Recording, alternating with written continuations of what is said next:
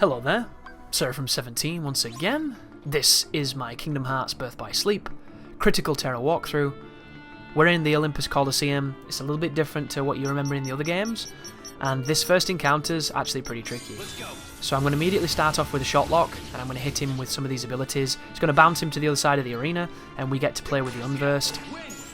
The reason this level is difficult is because there are some fights with jellyfish, and I mentioned in the previous video that the jellyfish have this tendency to be a nightmare. They can hit you in strange ways, and they always do incredible damage, and that's what makes it tricky.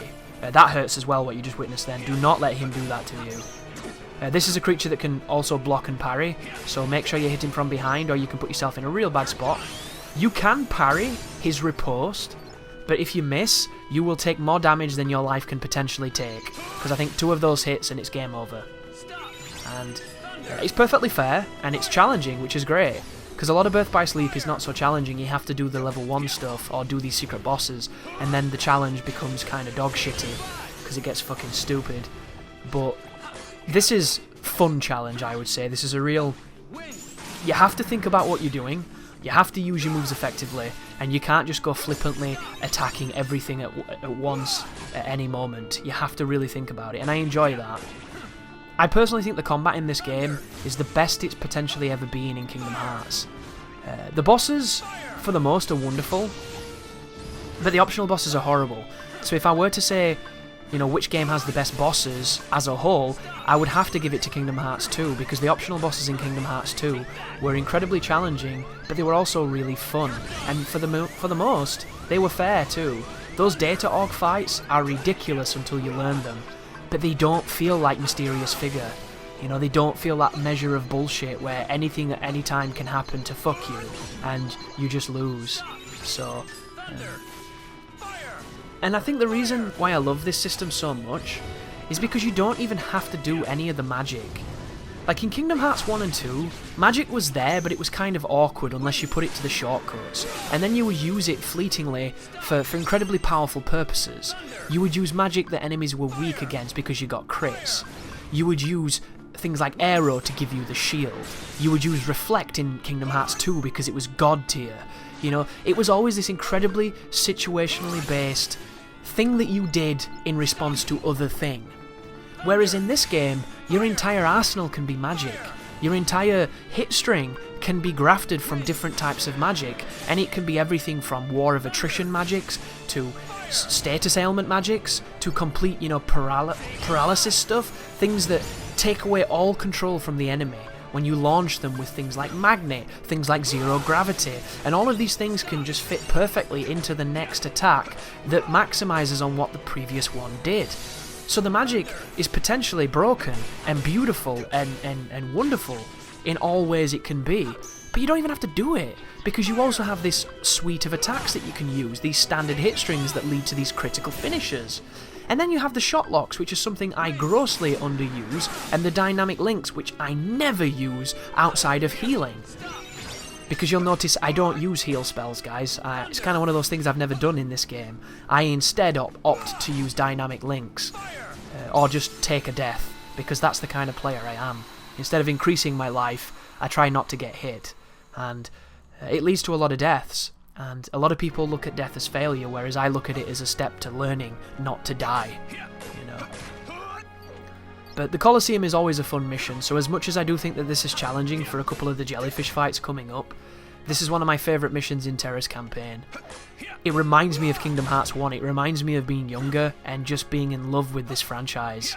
You know, eyes full of wonder, sparkling with just the possibilities of this wonderful universe, because I loved Disney and I loved Final Fantasy, and this is a beautiful culmination of both of those things. Of course now, a little bit different, isn't it, you know, now that the years have passed since Kingdom Hearts 2, and there's been all these side games with ridiculous names, and then there's this whole expanded universe on what it even means, Kingdom Hearts nowadays, and it's gone all Star Wars and goofy as shit and weird, and everybody's, you know, crazy hooded dudes with lightsabers. It's just gone batshit. And I don't think it has the same kind of goodwill that it used to have, because we've been waiting so long for Kingdom Hearts 3. But Kingdom Hearts 3, guys, it could do it. it could do what Kingdom Hearts 1 and 2 did, where they came out and regardless of if you think they were great or improvements or whatever, they were special games. They were special games made at special times, and they were very memorable. You know, you could ask me nowadays of a game that I played in 2014 and I wouldn't be able to map a memory to it that was all that important. You tell me where I was when I played Kingdom Hearts and I could tell you a story. Kingdom Hearts 2 the exact same. And I think that that is a testament to special games that resonate with you as a player. But here is the Coliseum, which, if you know the Coliseum, you've spent some time here in the previous titles, so you're more than aware of this music, which is awesome, and of this particular battle environment.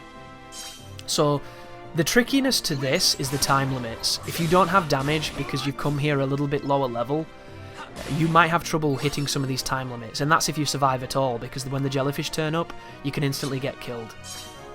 I did this after Deep Space, because I wasn't strong enough to kill them in a decent enough time, and I didn't want to be killing myself to get things killed. I wanted to come back when it was a little bit more simple. Oh, interesting. Was that Zantetsuken? Or Zantetsuken, however you say it. That was cool.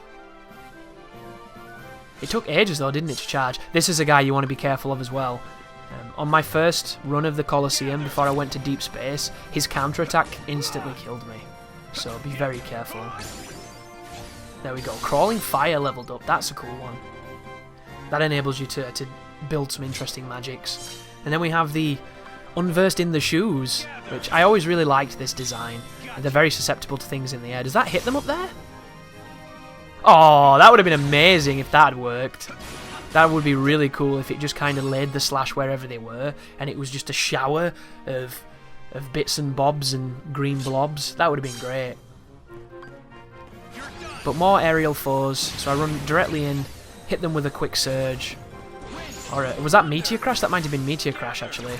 Yeah, I've got some pretty big moves on at the moment that we're trying to learn. And we're also using a new Keyblade, which I think looks horrible, but it's probably quite strong for this part, so I'll use it. It also is building towards Rock Breaker, which is an interesting one. This is one as well. This is one of the ones that I couldn't damage race, and that they could kill me quicker than I could kill them. Oh, we got Rock Breaker then. Interesting, it hits people above too, because it's like an uppercut. That was cool. Really nice move. Is this the Swarm? No, this is the Hourglasses. So the Hourglasses are very dangerous because they can do status moves to you, and they can also do multi-hitting moves like that just then. But I got rid of a whole bunch, and I'm going to bully this guy till he dies. So as long as you get rid of those, you'll have no problems here. But one of the things I talk about a lot in video games is this idea of player feedback. One of the most important areas that a player needs feedback is when he attacks an enemy. And in an action game, there is nothing more important than this sensation. Watch when I strike these enemies. Look at the particle effects. Look at the way that it affects gameplay and how it applies to what they're doing. It interrupts them. You see them flinch. You see this grand shower of money and restorative items. It's satisfying. It's so well designed. And don't get me wrong, there are areas where it's not so well designed, and we could analyse them for days. Oh, by the way, this is it, folks. This is the level where you just get instantly gangbanged. So be very careful. I'm in no shape for this either, because I unfortunately have got a ton of damage on me, so I'm going to be playing a little bit like a coward. But it's all good, because we've got quite a lot of spells that hit range, so I'm not too worried. And there's just one dude left, and I think this is the last one.